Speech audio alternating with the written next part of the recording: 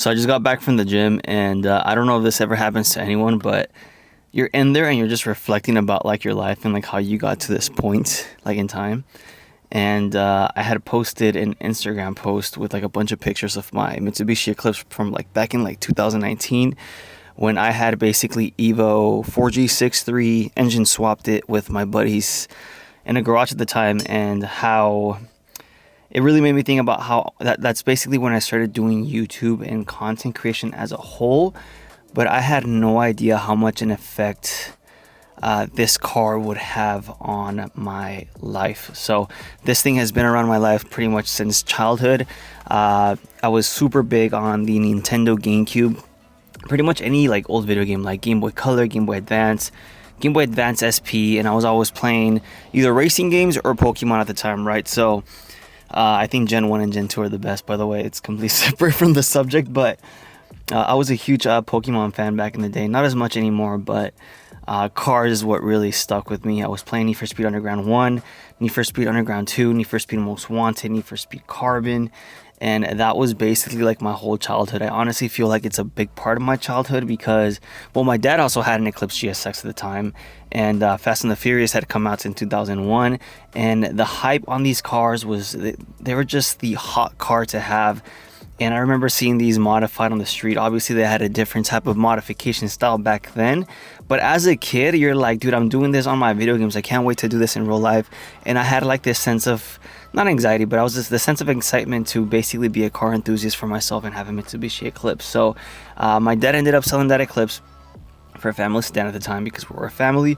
And I always tell a story, I feel kind of, but you know, it's a big part of it. So my dad sold the car, and I pretty much, by the age of 17 and a half, 18, basically I got this car. It was the Mitsubishi Eclipse 1999 Eclipse GS. So this is the non-turbo 420A front-wheel drive version that I got, right? So I didn't really care at the time, but I didn't realize how much of a impact it would put on me in my life in regards to what I decided to do at the time. So back in 2012, DSMs were pretty common. You would see them at the junkyards all the time.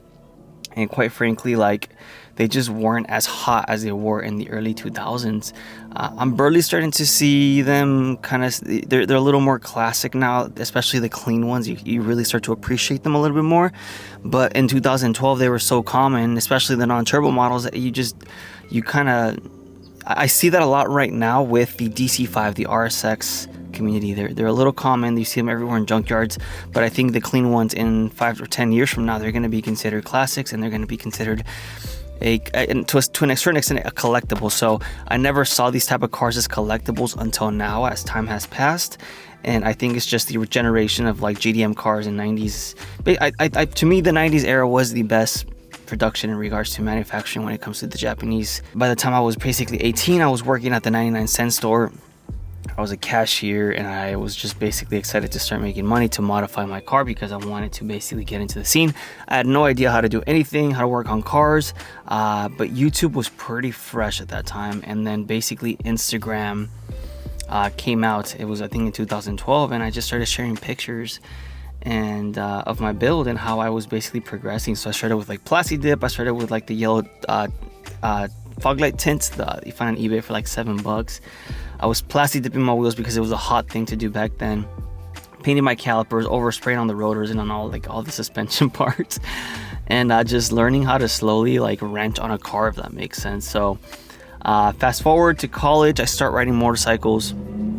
And I had the Eclipse and the bike at the same time. It was a Honda CBR 600R, and I would basically daily drive that to college back and forth.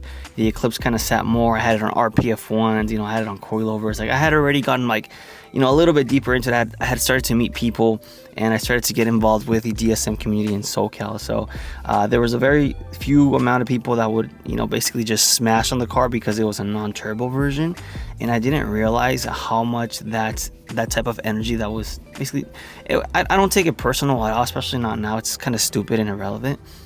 But in that time, when you're a little bit younger, you could take something like that very personal, right? Like if someone's trashing your car and it's like your baby and it's all you can really afford, and all you can really modify at the time, like, hey, I could get it. Like it's your first project car, and sometimes you don't really have a choice on basically buying the best trim, which at the time was the GS. Well, it still is. It's the GS6. It's the all-wheel drive 4G63 turbo version.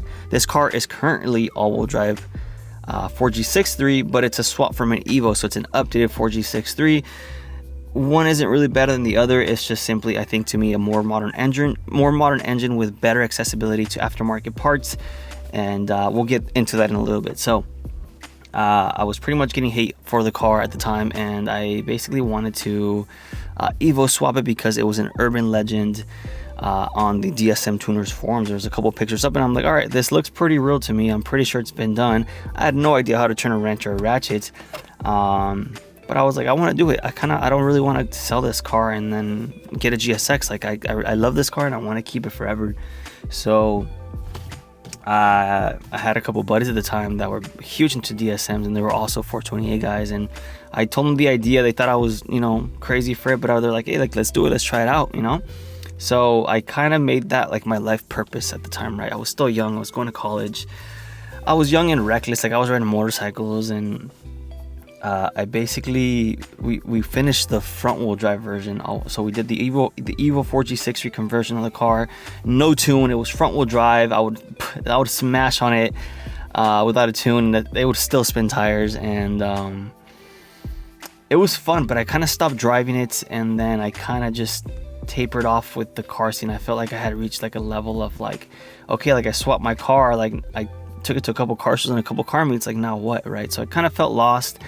And at the time I was watching automotive YouTubers make YouTube videos on their cars. I saw the lifestyles they were having. They had multiple cars, they were modifying their cars. I was like, dude, how do they afford this? Like, that's the dream. They have all the fame. Like, I saw the surface level of the YouTube space, and I started to slowly recognize that these YouTubers that I was consistently watching, there was a relationship forming between them and I, because I spent time with them on the platform, watching their videos once, twice, every day, within the week. So I started to understand the power of what you call a personal brand.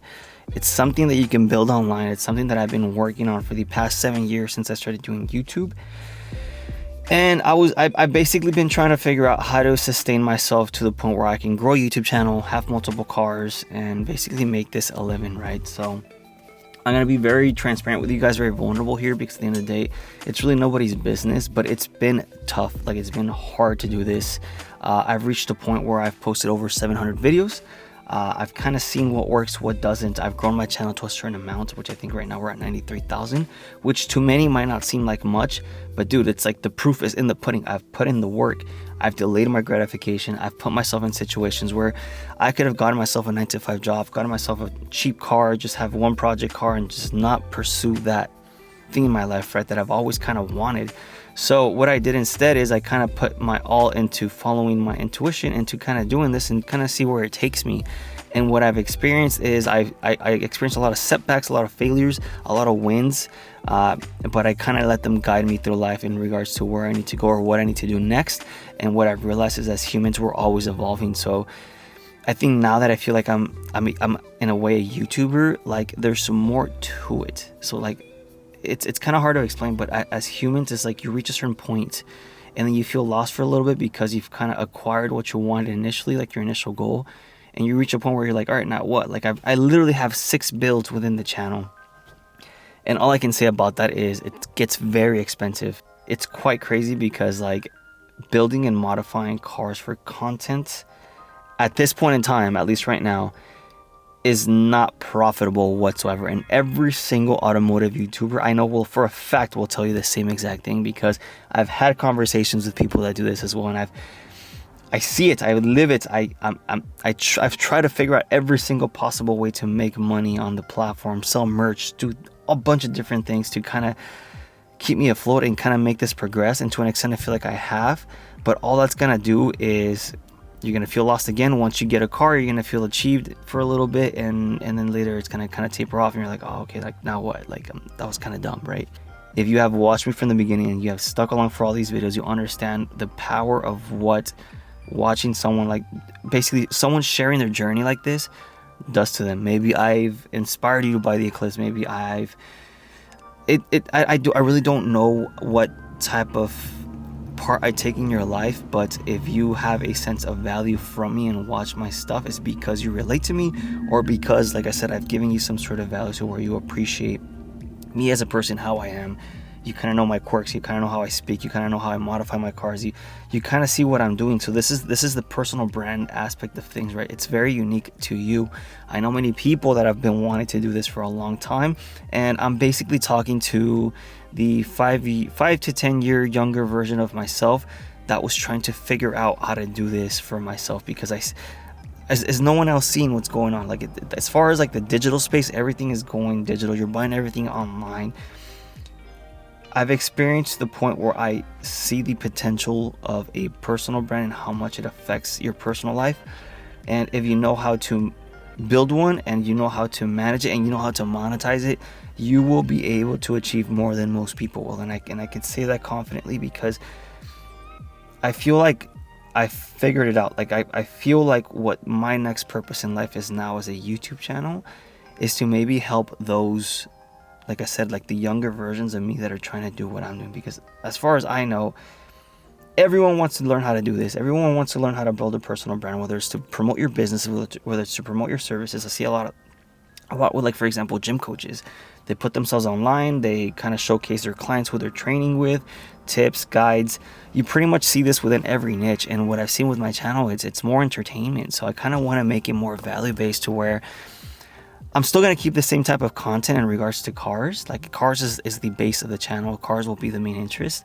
But I want to implement more of me in regards to maybe making a video inside the car like this. Not going anywhere, just talking straight to the camera about a certain topic or something that maybe I have learned that I could teach you to kind of expedite your process as well.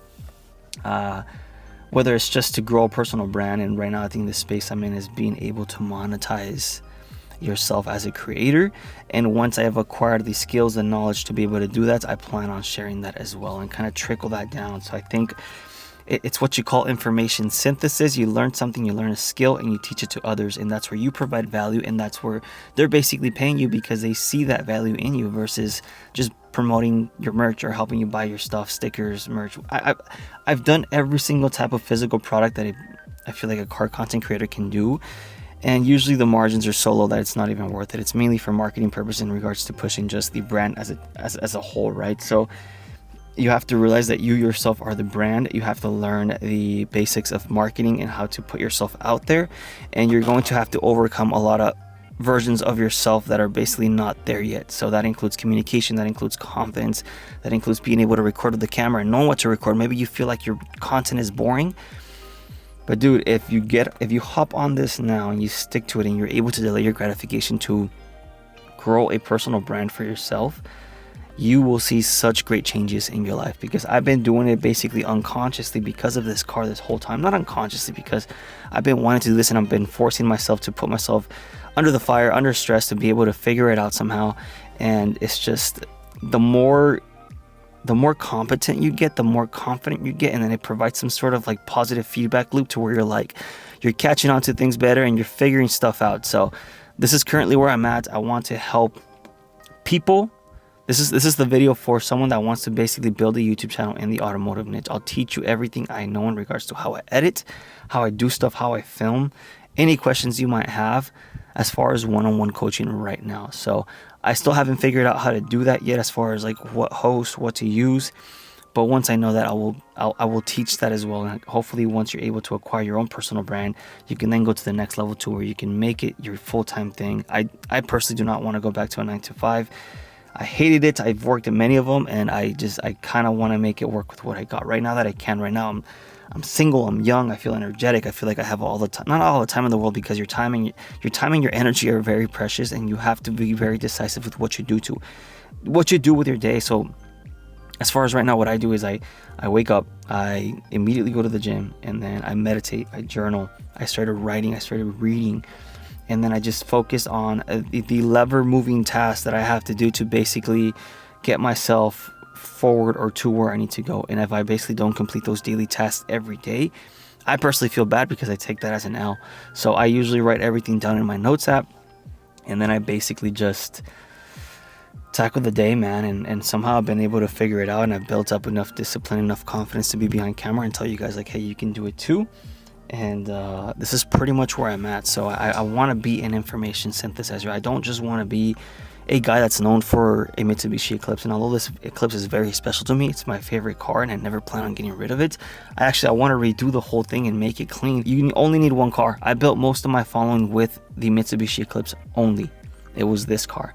I never needed to get anything else, quite frankly. I believe it. Because if I was able to build a personal brand around myself and have the car as an interest, then I would have been able to expedite my growth. So I don't see anyone else in the automotive space talking about this, but I think it's the way of the future.